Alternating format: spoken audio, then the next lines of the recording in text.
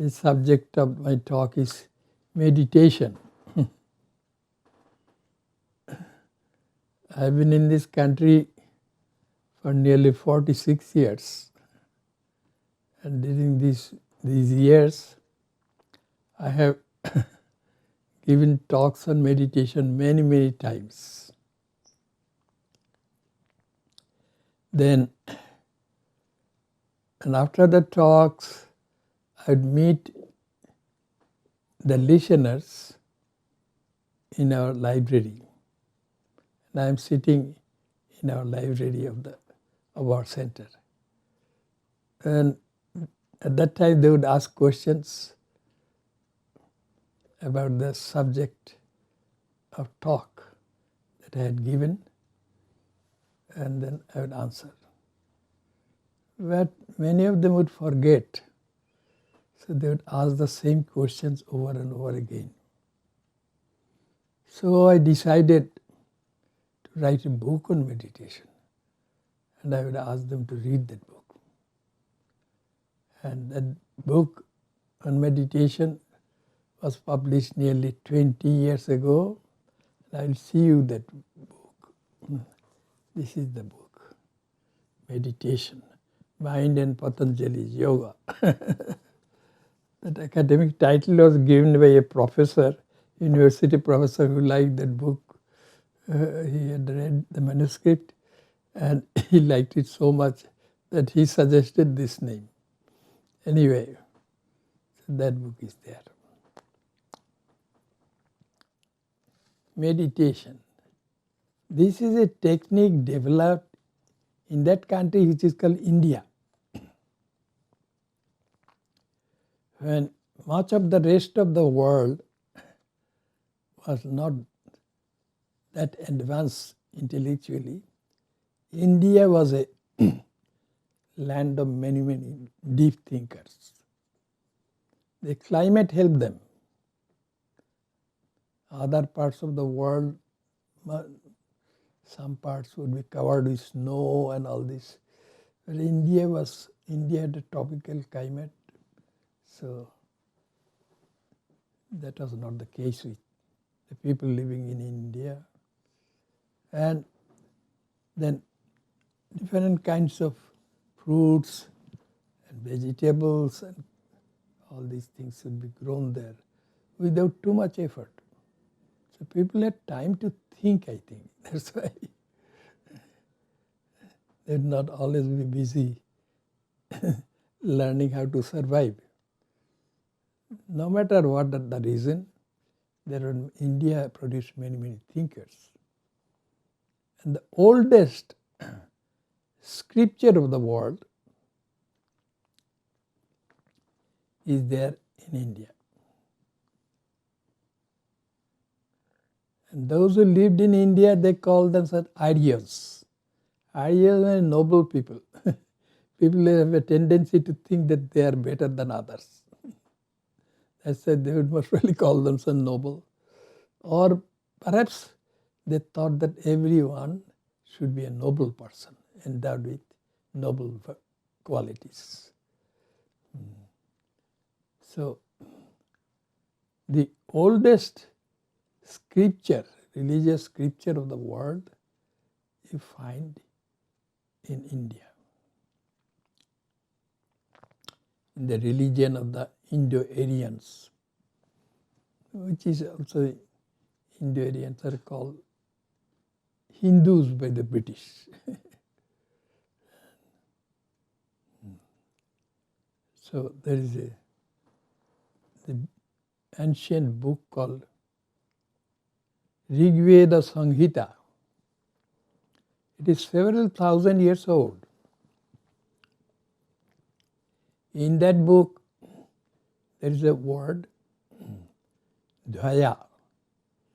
Dhaya, what does it mean? Because the language in which those scriptures were written were even more ancient than Sanskrit language. So it is called Vedic language. So there is a great expert, his name was Sayana. Sayana studied the scriptures, and the scriptures would be called Vedas. Veda means knowledge. And according to Sayana, the word dvaya means by thinking, and deep thinking. And deep thinking is called meditation.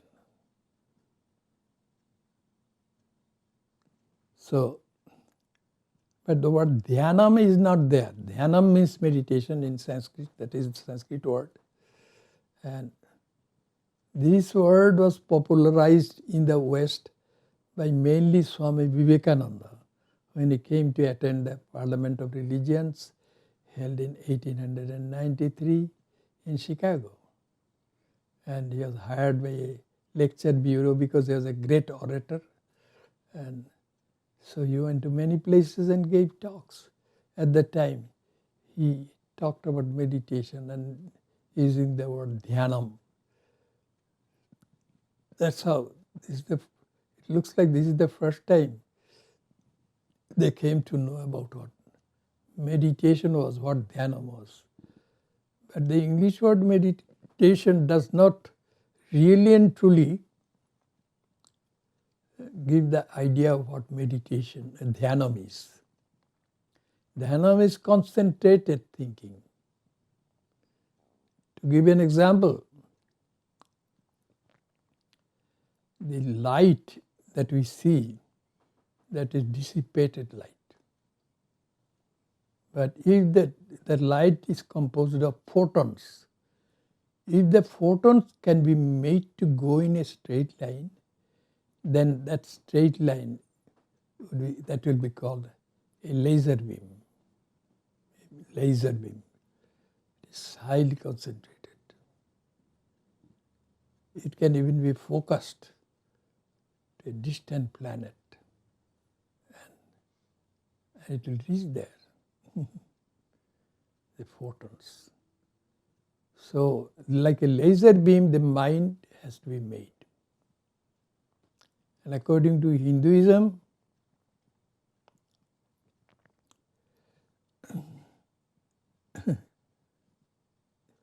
the world has its time, space and causation. But from the source from which this world came is beyond time, space and causation. And that they call in their language Brahman. Brahman means larger than the largest. That Brahman is infinity because it is beyond space, beyond time, that is eternity. And it is also the source of what we call consciousness.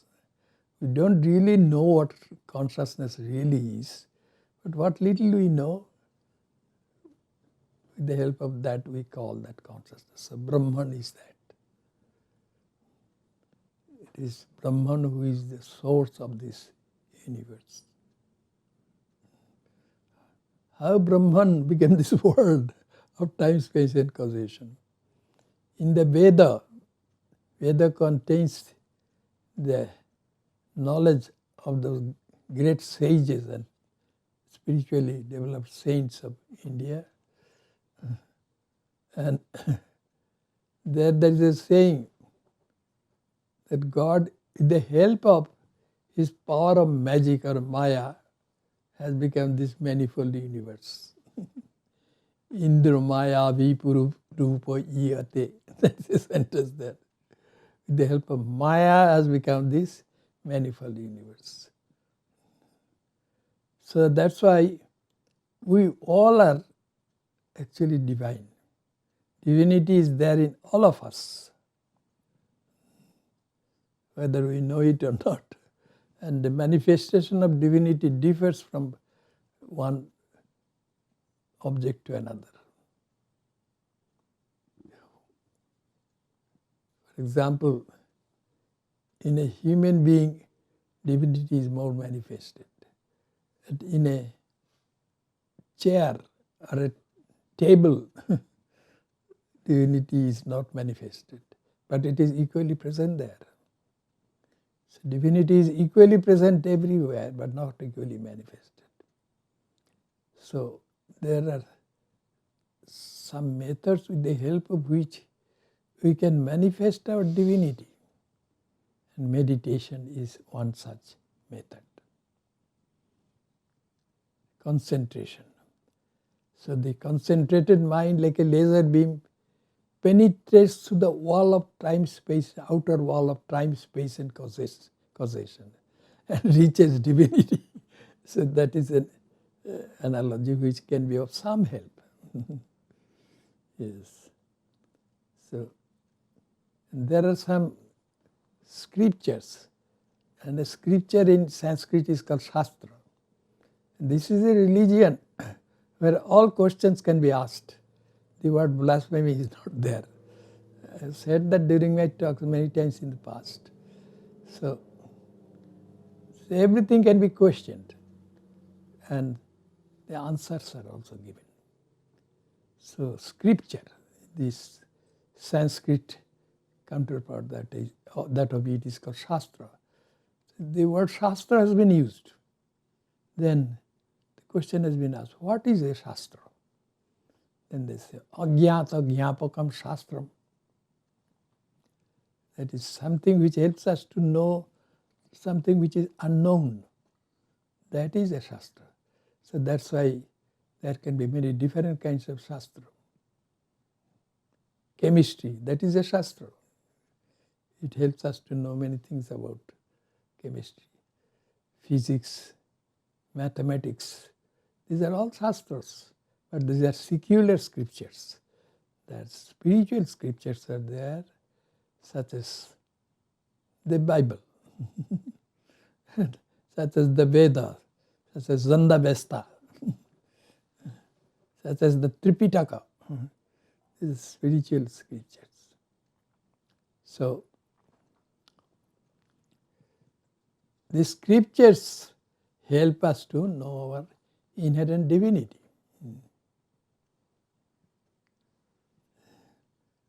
And there are some scriptures called Upanishads. Upanishada, what does it mean? The proximity of which will loosen the grip of ignorance of our divinity. We are divine, but somehow we are not aware of it always. So this is due to ignorance. So Upanishad is supposed to be something which will help us to loosen the grip of ignorance on individual minds. And then divinity will become manifested. Upanishad. So, in the Upanishads, the word dhyanam has been mentioned many times. For example, Kathopanishad, Mundaka Upanishad, Dhyana Bindu Upanishad, Dakshinamurti Upanishad, just to name a few. In those Upanishads, the word dhyanam has been used. Dhyanam means, that is translated into English as meditation. In the Kathopanishad, there is a saying, Paranchikhani vyatrinat sayambhu tasmat parang pashyati nantaratman kashid dhira prattagatma namoishyat abrittas chakshur amritatvam icchan. So that is in the Kathopanishad. What does it mean? That is, it means that God for some reason has made our sense organs and the mind also such that they are not focused, cannot focus within easily. They are always focused outside. But the indwelling divine self is there inside us. To know that, a very small number of people who are very calm and serene minded, they withdraw their minds and focus their minds within to know that about their experience their immortality. This is in the Kathopanishad. So how to do that? They have to focusing with the help of the mind. This mind has to be concentrated like laser beams.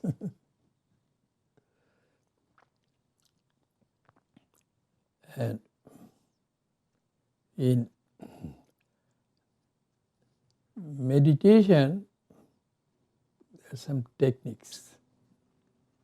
As our minds are scattered, and they have to be made concentrated. So the minds are scattered and they are scattered everywhere. So they have to be withdrawn, and that's the scattered minds have to be withdrawn. An individual has to withdraw his mind which is scattered everywhere, and that is called pratyahara. And then the person has to focus it on the object of meditation. What is the object of meditation? Inherent divinity. But it is not easy to do it. So one has to practice many, many times and try to hold that mind on the thought of divinity. And that is called dharana. And then eventually the mind becomes more concentrated, then it is able to do dhyanam, that means meditation. And when the mind is even more concentrated, then it attains that state which is called samadhi. At that time the mind has become one with divinity.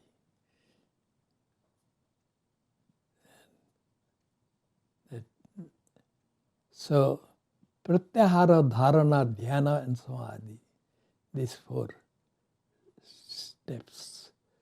It is said that if a person can focus his mind for the object of meditation for only 12 seconds, that will be called dharana. And then when the mind can be concentrated more and be focused on the object of concentration of the mind, 12 times that much, that means 144 seconds, then that will be called dhyanam or meditation. For 144 seconds only, if your mind, it will not go anywhere else, only on the object of meditation, which is of course divinity. And then if that dhyanam can be done over 12 times more, that means it is 28 minutes and 48 seconds. If the mind can be concentrated on divinity for 28 minutes and 48 seconds, then the person has attained what is called samadhi. That person's mind has become one with divinity. And this is the goal of meditation or dhyanam. But there is a saying in our scriptures, Shreyangshi Bahubhignani. If you want to do something which is good and great, there will be many obstacles. What about meditation? With the help of which you can know our divinity. You can know our divinity. Well, yes, there are obstacles. And when a person tries to meditate,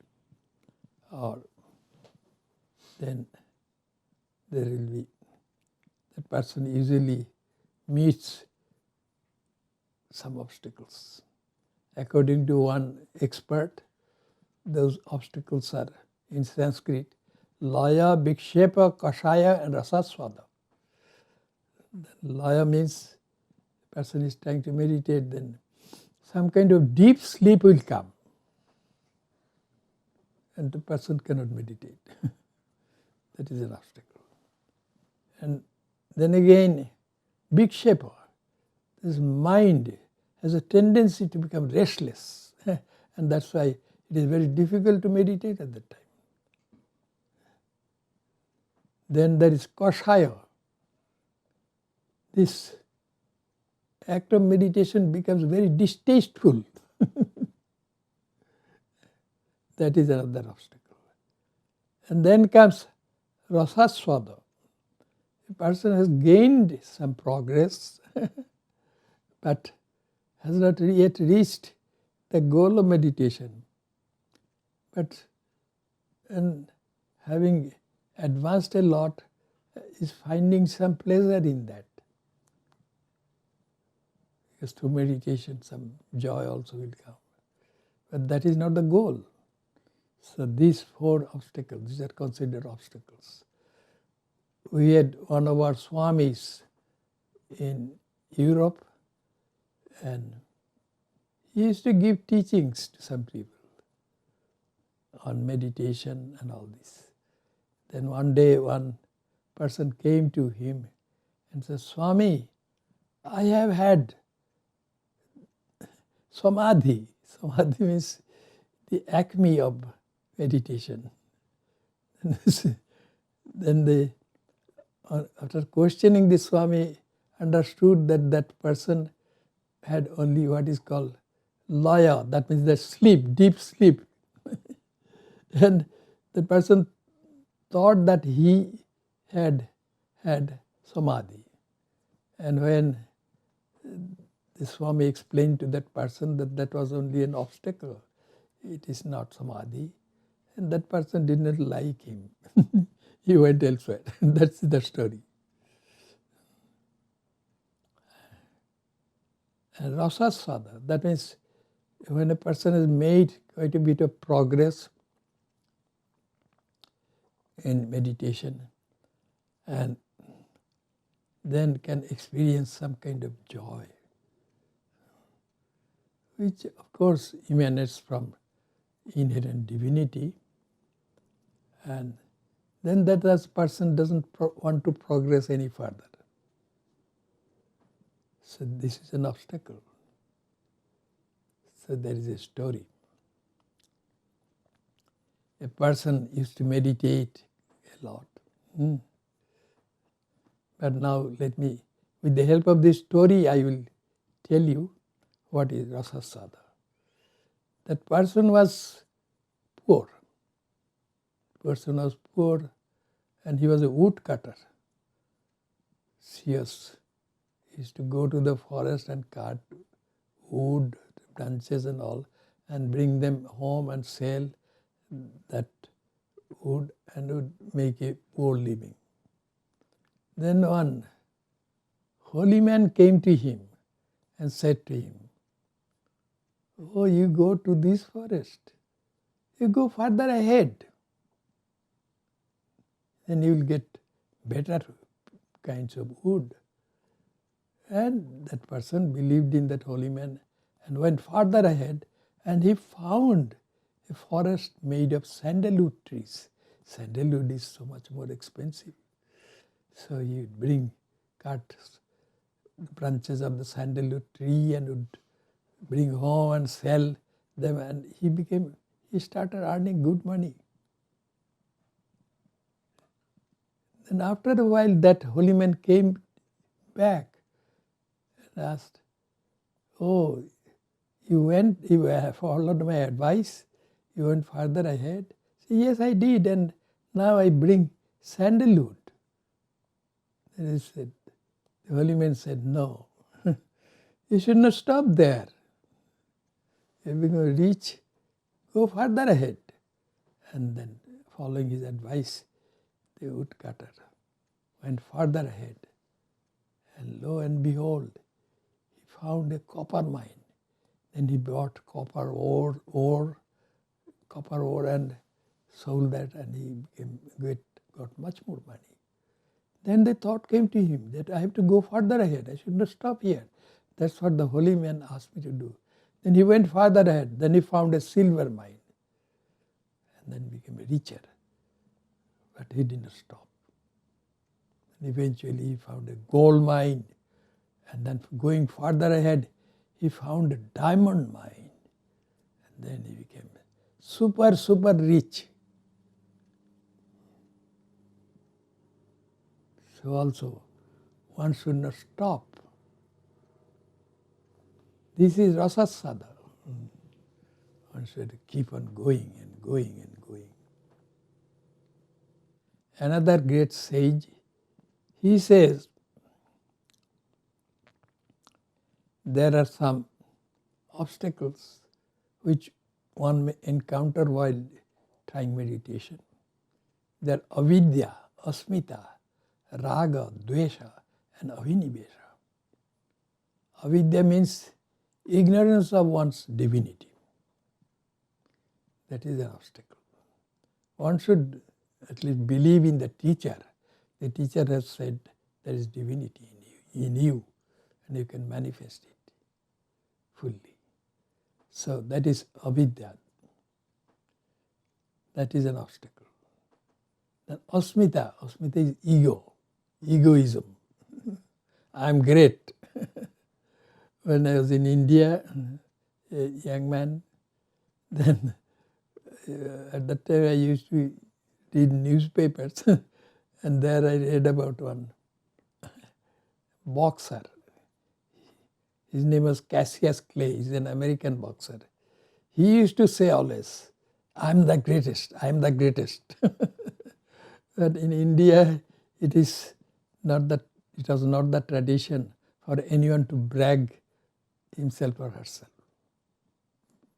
Anyone. Such bragging would be considered very bad manners. So, I am the greatest. That's what Cassius Clay used to say. If anyone says, I am great, I am a great saintly soul, that is an obstacle. Then there is raga. That means some special taste, powerful taste for certain objects of pleasure. Whatever that object may be, that is an obstacle. That has to be given up because they may pose some difficulty for a person who wants to experience divinity through meditation. Then comes desha, distaste for certain things or certain people. That idea is not good. That has to be given up. And the last obstacle is abhinivesha. Abhinivesha means love of one's own life. That everybody has it. But so this is an obstacle. I am Cassius Clay. One should not think that way. Abhinivesha. There is a story to illustrate this. That is how this is an obstacle. Love of one's own life. Life means our body-mind complex. That is life. So, the story is about a lady, a woman. She would go to the forest and collect fallen branches of trees. And bring them home and sell them. And one day there was a big storm and many branches of trees dropped to the ground. She was very happy. She thought, today I will be able to get a big load of branches of trees and bring that home and get more money by selling them. And then she went and collected many branches and made a huge bundle. But when she wanted to put the bundle on her shoulder, she could not do that. The bundle was too large.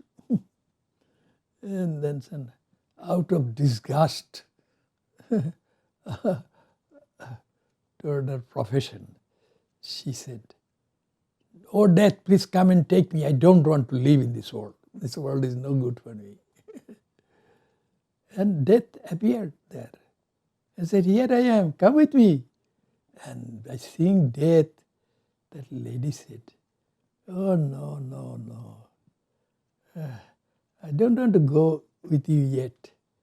Can you please help to put that bundle on my shoulder?" This help I would appreciate.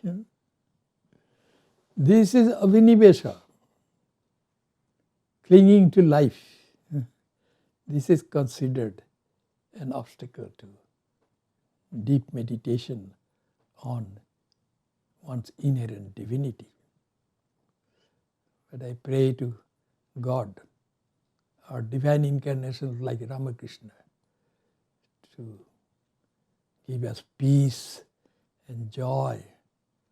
Now a dark cloud of fear has covered this world. It looks like virus kind of fear of virus. Let that fear go away. Let God take care of all of us. Let there be peace on earth. Thank you all so much for listening to my talk.